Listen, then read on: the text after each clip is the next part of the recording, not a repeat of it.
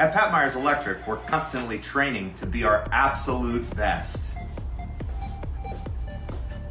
For all your current barn needs. You want to take a walk? Yeah, let's see what's going on. Yeah, stop. What do we call it?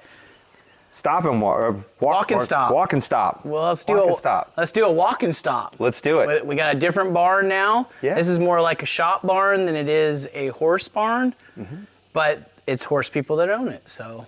Still important. Still important, yes, Still sir. important. This is where all the fun stuff happens. Yeah, all right. So let's take a walk. Let's start with the service. Standard meter can. This is actually looking really well.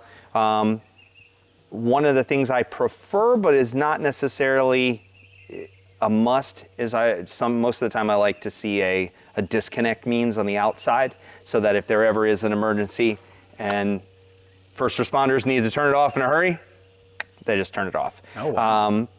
There's nothing wrong with this. It's just one of the preferences that we like to see to have a little bit more safety. There you go. This RV, this is an RV plug. This is one of the things I talked about being an in-use cover. So this is a weatherproof enclosure. Your RV outlet is inside, and it's got the cutout here, so you can plug it in and shut that lid. So that would be better to see over. Yeah, it's just one of the preferences. And you would rather see that than a plastic? I generally like these. These are a little more sturdy, so when you're plugging and unplugging stuff, those plastic covers get banged around a little bit. The metal covers, just a little more stout.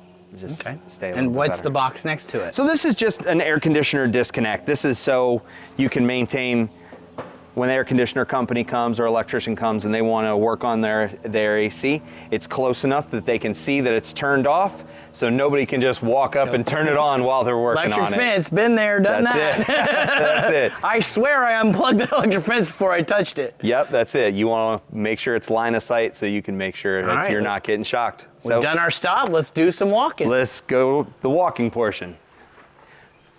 Okay, so first thing I notice in here is we're in what we consider a damp location.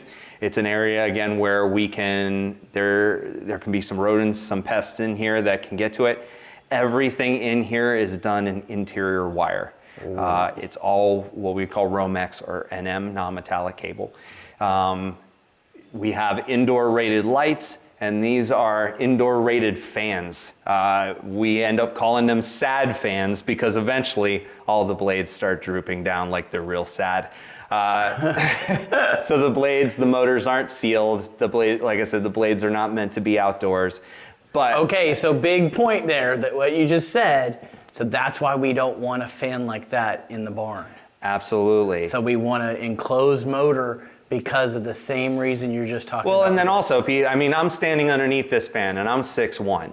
Right. A horse can rear up and bang into this fan, and if that's on, that horse can get seriously injured. Right. We don't want a fan like this in a barn. We want to make sure they're totally enclosed. So even if they do get curious and they bang into it, they're not exposed to the blades and they stay safe. But in here, again, back to the fan, I mean, this is, not only is it an indoor fan and it's installed with Romex, the splices where it's connected to the power source are completely exposed. They're not in a junction box. They're just mounted to the stud. So there's a lot of things going on with the installation and with the product that they used in this facility. So awareness, that's what I tell my students all the time. When you get new awareness, you see it all the time. Yeah. Like I always tell people, I'm going to ruin horses for the rest of your life, because when you go to a show, you're going to see all these people doing stuff, and now your awareness is heightened, and they always come back and they're like, I saw 10 times more than I've ever seen before. That's it. So I love that I've looked at this barn many times. Yeah. And I've never seen the splices or thought, well, what's wrong with the splice? Yeah. That's great. That's it. All right, anything else? Oh yeah. Oh yeah. We're gonna keep going. So we have a lot of outlets in here. No GFI protection. That is one of the things. There's one, right? There's one. So, and there's the test. Oh, there, I got that.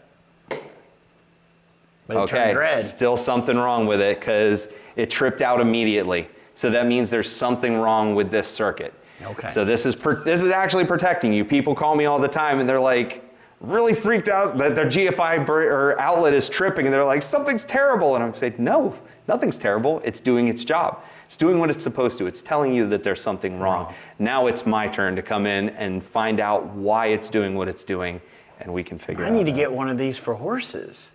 So Yes. that they trip, they go, call me when that trip. When that indicator light goes off, then you know you got to call Pete. There you go.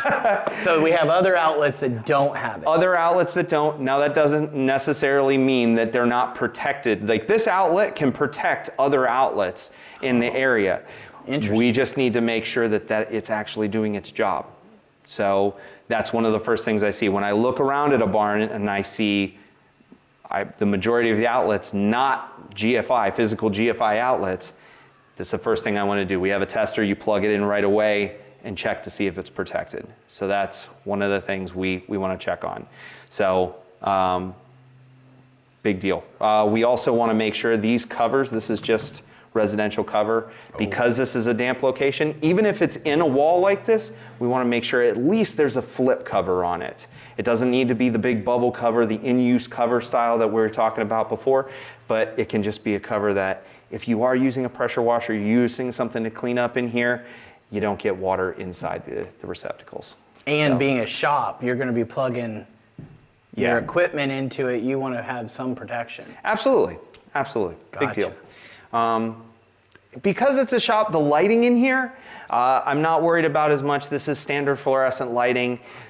The bigger thing is, from what I see, the connections that are made, they're open splices. We always want to make sure that any connection, any electrical connection is done inside a junction box or inside the light fixture itself. And we should have covers on them if this is a horse area. If this was a horse area, Or if we want to be safe. yes, They should be covered. absolutely. But again, they're up high enough, and if this is just a shop, it's not the biggest concern, but it is something we do want to address. And ultimately, going to LED, it's going to save you power. It's going to be a better light. It's going to be brighter in here, and they're shatter resistant. You don't have to worry about things